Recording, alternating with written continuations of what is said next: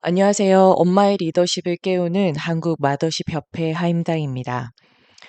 매주 하던 무료 수요 특강을 제 일정으로 격주로 하게 되면서 좀 기다리기 힘들어요. 조금씩 실천하면서 좋아졌는데 다시 예전으로 돌아가요라고 하시는 분들이 계셔서 짧지만 영상 메시지로나마 좋은 인사이트 받으셨으면 하는 마음에 다시금 영상을 시작하게 됐습니다. 오늘은 아이를 살리는 엄마의 플라시보 언어에 대해서 좀 말씀을 드리려고 해요. 지난주 줌 특강에서 제가 저는 뭐 아동학이나 심리학 쪽 전공자도 아니고 심지어 의사도 아닌데 왜 심리학이며 신경 언어학이며 코칭, 최면 대화법 등 다양한 공부를 할 수밖에 없었는지에 대해서 말씀을 드렸었는데요. 모든 분들이 다 듣지는 못하셔서 오늘은 제가 영향을 받은 책과 함께 왜 제가 엄마의 말과 생각이 아이를 살릴 수도 죽일 수도 있으니 제발 그 힘을 잘 사용하는 법을 배워야 한다고 이렇게 열을 내면서 반복적으로 강조하는지에 대해서도 좀 말씀을 드리려고 해요. 아마 플라시보 효과라는 거에 대해서는 한 번쯤 들어보셨을 거예요. 플라시보 효과는 진짜 약 성분이 들어있지 않는 가짜 약이나 식염수 등으로 주입을 했을 때도 환자가 치료 효과나 의사의 말을 믿는 것만으로도 실제로 약을 투약한 것처럼 증상이 좋아지는 그런 심리적인 현상을 말하죠. 여기서 우리가 주목할 건 가짜를 진짜로 속여서 일시적으로 일어난 심리적 현상으로만 볼 게 아니라 내가 그렇다 하고 생각하고 믿는 대로 몸도 그에 맞춰서 경험하게 된다는 부분을 주목해야 되는 거죠. 그리고 이 플라시보 효과는 일시적인 현상에만 그치지도 않고 10년 이상 좋아진 상태를 유지하는 사례도 많고요. 심지어는 가짜 약이라는 걸 알고 먹었어도 효과적이었다는 겁니다. 다시 말해서 몸과 마음은 연결되어 있어서 몸은 마음이 강하게 믿는 거를 몸도 경험하게 된다는 거예요. 저도 예전에는 '그래 몸과 마음 연결돼 있지. 근데 뭐 내 몸도 내 맘대로 안 되고 마음도 내 맘대로 안 되는데 뭘.' 하면서 그저 책에 나오는 내용으로만 생각하고 있었습니다. 제 아이가 그런 상황에 놓이기 전까지는요. 제 첫째 아이가 어려서부터 약이나 백신의 신체 거부 반응이 굉장히 심해서 약에 대한 민감도 때문에 늘 아이 건강에 대해서 신경을 쓰고 아프면 약을 쓸 수가 없으니까요. 그래서 약을 대체할 안전한 걸 찾고 배우고 거의 반의사가 될 수밖에 없었어요. 그래서 저는 아이의 몸과 마음에 대해서는 공부했으니까 그만큼은 누구보다 잘 알고 있고 잘 관리하고 있다고 생각을 했었습니다. 근데 그게 착각이었죠. 아이가 초등학교 입학하고 등교 거부하기 시작하면서부터 산산이 깨지기 시작했습니다. 아이가 아프니까 자연 육아, 그리고 공동 육아를 하기 위해서 공동 육아 어린이집에서 산으로 들로 이렇게 뛰어놀던 아이가 학교라는 규칙이 많은 곳에 적응하기가 쉽지가 않았겠죠. 그래서 등교 거부하는 날이 많아졌고 저는 말을 그전엔 굉장히 잘 듣던 아이가 갑자기 등교 거부하고 엄마의 말에 크게 저항하는 걸 보면서 굉장히 당황스러웠고 전 진짜 매일 아침 괴물 표정으로 아이를 대했고 그러기를 몇 달이 지났을까요? 아이가 자포자기를 한 건지 학교에 적응을 한 건지 학교를 다니는 아이를 보면서 '아 이젠 적응했나 보다.' 하고 안심을 하고 있을 때 그 일이 터졌습니다. 주말 저녁 외식으로 쌀국수 집에 갔는데 쌀국수 면이 긴 걸 아이가 급하게 후루룩 하면서 목에 걸려서 아이가 구역질을 하고 다급하게 저는 손으로 국수를 뽑아내는 일이 생겼어요.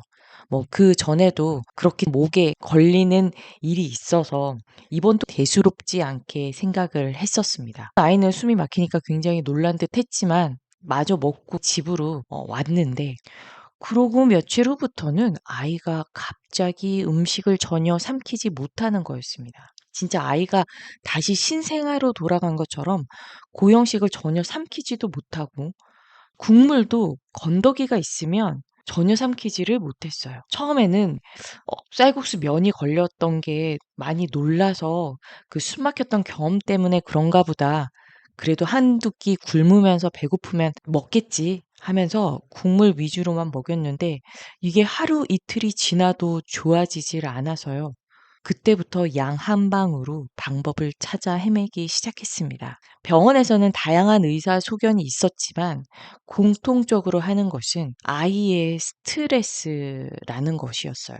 신체적으로는 어떤 큰 병변이 없다라고 검사상의 문제는 없다라는 것이 공통적이었고 이것은 아이의 스트레스적인 부분에서 올 수 있는 문제라는 거에 대해서 소견은 냈지만 그거에 대한 구체적인 치유 방법이나 대책은 없었습니다.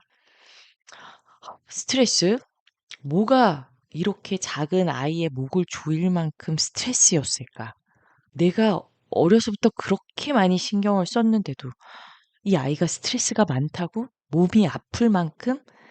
하면서 정말 오만 가지 생각과 자책감이 들었습니다. 심리 상담부터 양 한방으로 집중적인 치료를 해도 아이는 여전히 삼키지 못하고 눈앞에 맛있는 음식이 있어도 먹지 못해서 눈물을 뚝뚝 흘리면서 수액을 맞으면서 겨우 살아내고 있는 아이를 보고 있으려니까 정말 피눈물이 나고 가슴이 타들어가는 심장이 딱 제 심정이었어요. 아, 이러다 진짜 아이를 잃을 수도 있겠다는 생각에 정말 세상 모든 신들께 빌었습니다. 한 번만 더 아이와 함께 성장할 수 있는 기회를 달라고요. 그 지혜를 조금만이라도 빌려주면 아이를 살려서 그걸 더 연구하고 알리는데 내 남은 인생을 다 바치겠다고요. 그땐 정말 뭐라도 걸어야 했었어요. 혹시라도 제 기도를 안 들어주실까 봐요. 그리고 그때 이후로 쭉 제가 이 엄마의 리더십이라는 이름으로 해오고 있는 일이기도 합니다. 그때 제가 할 수 있었던 건 아이의 증상을 당장 바꾸려 하기보다 제가 정신을 똑바로 차리고 중심을 잡아야 되겠다는 생각밖에는 없었어요. 다행히 10년 이상을 승무원으로 안전훈련 교관으로 비행하면서 저도 모르게 어떤 위기 상황에 대처하는 능력이 체화되어 있더라고요. 비상 상황에서는요. 우선 엄마가 먼저 충격에 대비하고 산소 마스크나 구명복을 입어야 아이를 구할 수 있는 것처럼 저도 제가 정신을 먼저 차려야 했습니다. 지금 이 영상 보시는 분들 중에서도요, 혹시 아이의 문제로 내가 너무 중심을 잃고 문제 상황에만 매몰되어 있는 건 아닌지 한 번쯤은 돌아보시기 바랍니다. 아이와의 상황은 엄마에게는 늘 준비되지 않은 비상 상황이에요. 쉽진 않겠지만 비상 상황에서는 아이보다는 항상 엄마가 중심을 잡는 게 먼저예요. 자, 다시 제 얘기로 돌아와서요. 이렇게 막상 중심 잡아야지 했지만 제가 당장 할 수 있었을까요? 제가 당장 할 수 있는 건 그저 새벽에 일어나서 치료법을 서치하면서 스마트폰으로 이 방법 저 방법 찾는 것밖엔 떠오르지가 않더라고요. 그러던 중에 저는 조 디스펜자의 당신이 플라시보다라는 책을 운명적으로 만나게 됐습니다. 네. 진짜가 아니라 플라시보라도 좋으니까 아이가 어떻게든 저 목구멍으로 음식 좀 삼켰으면 좋겠다 하는 간절한 마음이 닿았는지 조 디스펜자의 책과 알렉산더 로이드의 러브 코드, 힐링 코드라는 책이 가슴 깊이 들어왔습니다. 이 책들은 공통적으로 눈에 보이지 않는 내 마음의 힘과 두려움을 어떻게 사랑으로 전환하는지에 대한 내용들이에요. 정말 이 책을 읽으면서 돌아보니까 아이의 스트레스는 제가 보냈던 굉장히 다양한 부정적인 신호에 아이가 그냥 반응한 거였더라고요. 넌 약에 과민 반응이 있으니까 아프면 안 돼. 뭐든 조심해. 큰일 나 하면서 평상시에도 공포심을 많이 줬고요.